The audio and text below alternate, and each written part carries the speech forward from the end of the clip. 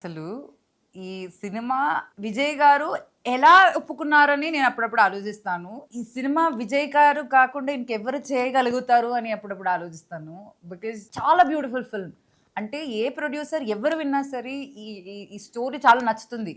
కానీ ఇది సినిమాగా ఎగ్జిక్యూట్ చేయాలి, 3 లేడీస్ ఉమెన్ తో అది చేయాలి అని ఆలోచించినప్పుడు వాళ్ళు భయపడతారు. And I don't know how Vijay garu has chosen this subject. I really don't know, but I really am grateful that he has chosen this subject and he has chosen me to play Subbu in the film. ఒక women film అంటే మనకి budget limitations వస్తాయి. కానీ Vijay budget గురించి ఏం ఆలోచించకుండా content నమ్మే పెట్టారన్నమాట ఈ సినిమా మీద budget. That was a very daring attempt చెప్పాలి. అంటే చాలా మంది పెట్టరు, అంటే కంటెంట్ చాలా బాగుంది, బట్ అమ్మాయిల ఫిల్మ్ మీద ఇంత ఎలా పెడతాము, ఒక ఉమెన్ ఫిల్మ్ ఇంత డబ్బులు ఎలా పెడతాము అని చాలా మంది బ్యాక్అవుట్ అయ్యి, like it's not an easy film to make. Definitely it's a very tough film. అంటే ఒకటి ఏంటంటే డేరింగ్ స్టెప్.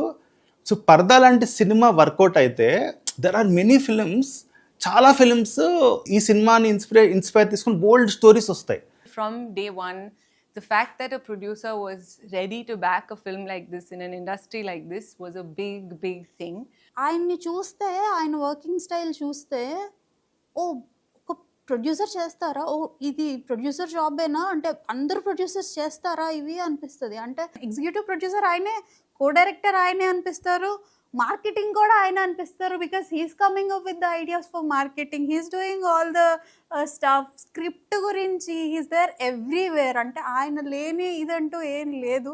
శివుడు ఆజ్ఞ లేనిదే చీమైన కుట్టదు అంటారు కదా. సో ఆయన ఆజ్ఞ లేకుండా ఒక్క పేపర్ బయటికి వెళ్ళదు, ఒక్క ఫైల్ బయటికి వెళ్ళదు. ఒక ఆఫీస్ బాయ్ కదలాలన్నా అది ఆయన చెప్పిందే అయి ఉంటుంది. ఎగ్జిక్యూషన్ నుంచి స్టార్టింగ్ నుంచి ఎండ్ వరకు ఆయన తీసుకున్న కేర్ బేసికల్ గా. ప్రొడక్షన్ హౌస్ కి ఇది ఫస్ట్ మూవీ అయినా కూడా విజయ్ గారి ప్లానింగ్ లో it was planned very well. అంటే ఈ సినిమాకి మెయిన్ ఛాలెంజ్ వచ్చి ధర్మశాలలో షూట్ చేయటం. అలాంటి లొకేషన్స్ కి వెళ్ళి షూట్ చేయటం అనేది చాలా కష్టమైన పని.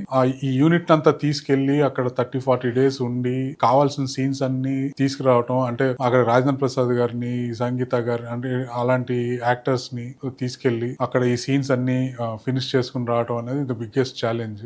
కంటెంట్ని అంత నమ్ముతారు విజయ్ గారు. మంచి సినిమా, మంచి పాయింట్ ఉన్న సినిమాని అంత నమ్ముతారు.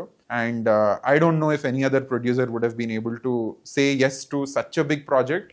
అండ్ ఇన్ని మార్పులు, ఇన్ని డిలేలు, ఇన్ని హర్డిల్స్తో కూడిన ప్రాజెక్ట్ని ఇంత గట్టిగా నమ్మి ఇంత వెనకుండి నడిపించడం అందరి వల్ల సాధ్యమో కాదో నాకు తెలియదు.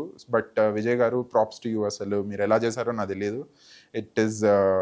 It is a great achievement that I think you should be very proud of. Parda is releasing on August 22nd in theaters all over.